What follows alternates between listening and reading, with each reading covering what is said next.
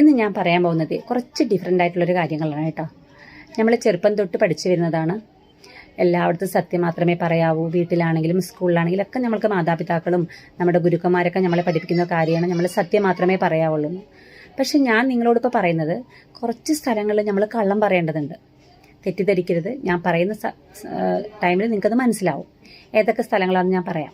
ഇപ്പം നമ്മളൊരു ഭക്ഷണം നമ്മൾ കൊതിയോടെ കഴിക്കാൻ വെച്ചിരിക്കുന്ന ഒരു ഭക്ഷണത്തിൻ്റെ അടുത്ത് നമ്മുടെ കൂടപ്പിറപ്പോ അല്ലെങ്കിൽ നമ്മുടെ മക്കളോ വന്ന് ചോദിക്കണം ഇത് വേണോ എന്ന് ചോദിക്കുമ്പോൾ നമ്മൾക്ക് വേണമെങ്കിലും കൂടെ നമ്മളത് കള്ളം പറയേണ്ടി വരും. വേണ്ട, എനിക്ക് വേണ്ട എന്ന് പറയും. പിന്നെ രണ്ടാമത് കള്ളം പറയേണ്ട ഒരു സ്ഥലമുണ്ട്. ചിലപ്പോൾ നമ്മുടെ റിലേറ്റീവ്സ് ആവട്ടെ, നമ്മുടെ ക്ലോസ് ഫ്രണ്ട്സ് ആവട്ടെ, ചിലപ്പോൾ നമ്മൾ ഒരുപാട് കളിയാക്കാറുണ്ട്. നമുക്കത് പലപ്പോഴും ഹേർട്ട് ചെയ്യാറുമുണ്ട്. എന്നിട്ട് അവർ നമ്മളോടൊരു ചോദ്യമുണ്ട് ലാസ്റ്റ്, അയ്യേ ഞാൻ അത് പറഞ്ഞത് വിഷമമായോ എന്ന്. അപ്പോഴും നമ്മൾ ചിരിച്ചുകൊണ്ട് പറയണം, ഒരു വിഷമമായിട്ടില്ല എന്ന്. അപ്പോൾ ഒരു കള്ളം പറയണം. പിന്നെ മൂന്നാമത്തെ ഒരു കാര്യമുണ്ട്. നമ്മൾ തിരക്ക് പിടിച്ച സമയമായിരിക്കും നമുക്ക്.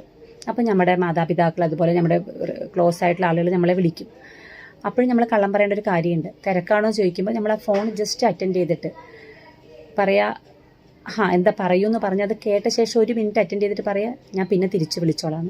അപ്പോഴും തിരക്കാണെങ്കിൽ ആ സമയത്ത് പറയണം, ഒരു തിരക്കില്ല പറഞ്ഞോളൂ എന്ന്. പിന്നെ 1 മിനിറ്റ് അവരുടെ കേൾക്കാൻ നമ്മൾക്കൊരു ഇത് വേണം.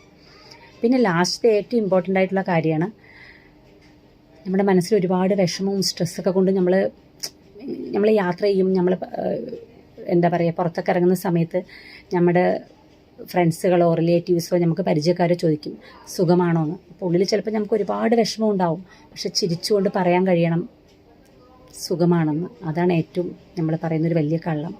പക്ഷേ ആ കള്ളത്തിലൂടെ നമ്മൾക്ക് കിട്ടുന്നത് നമുക്ക് സ്ട്രെങ്ത്താണ്.